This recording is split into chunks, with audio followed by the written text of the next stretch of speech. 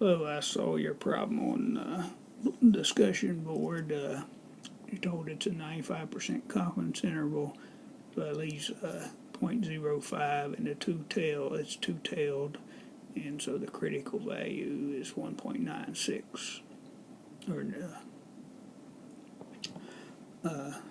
And so we're given this information here, and you had the picture of the formula posted.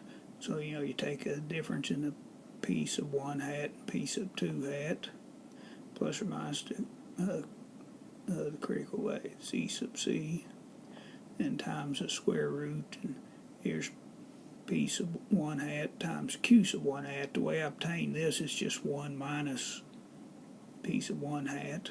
Sum of these two is 1 over n sub 1.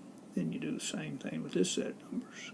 You put that in your calculator and you'll get the two answers you're looking for. Hope that helps.